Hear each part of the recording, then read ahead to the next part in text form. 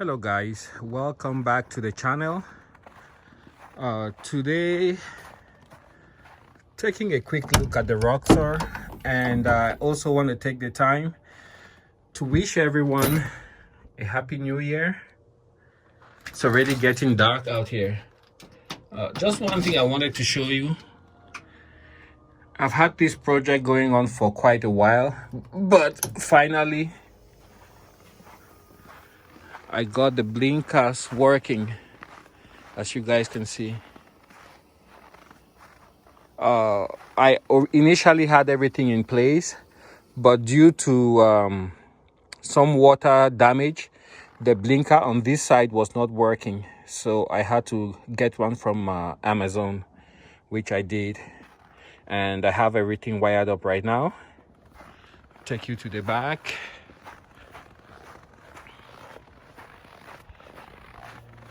And there you can see the blinkers, everything is on. All right, we'll continue inside. So I have this rat nest of wiring here, which I'll have to tuck away, to make the floor space usable.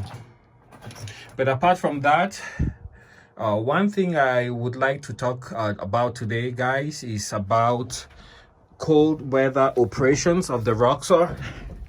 And so I realize most people, they're opting to get a cab.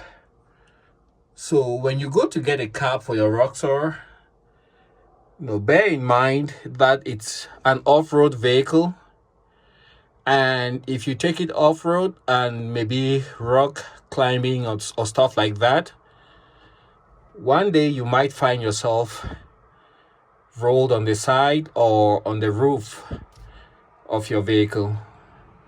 So in that instance, egress becomes very important. So that should be one of the considerations when you're getting a cab for your Roxor. I give an example. You can see right here, I can slide that open, but that's certainly not big enough for a person to go out of the Roxor. So if whatever reason somebody hits you on the side, you hit the trunk of a tree and that gets jammed, you won't be able to egress the vehicle or exit the vehicle using the side windows. So I think it's very important to consider egress when getting a cab for your Roxor. It may not be you, it may be the next guy who buys the Roxor from you who gets entrapped in the vehicle. I have a DFK hard cab on my Roxor, which I enjoy very much.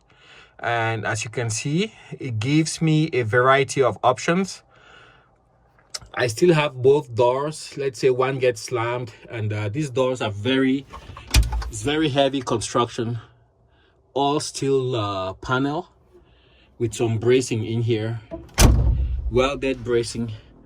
Well, if that doesn't work, then I have the windshield space which I can use.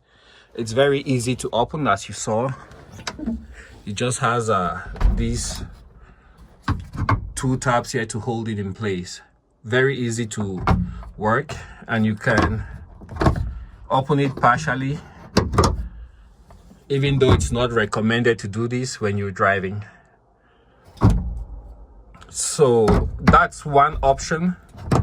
The second option is back here. You can see the glass is quite big, and it's also quick release. You can easily release it here. 1, 2, 3, 4. It's got 4 spots where you can release the glass, and it's quite big to the point where if you can't release the glass, then you can just smash through and egress through the back. So I just wanted to touch on that and highlight that it's quite important to make sure the cab system you get for your Roxor takes in consideration egress in case of a rollover. Let's see if we can get this started.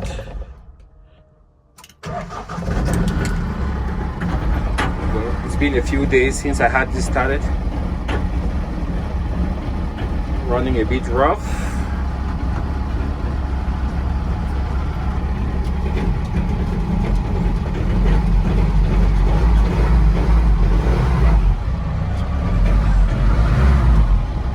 quite a bit of smoke coming out the back.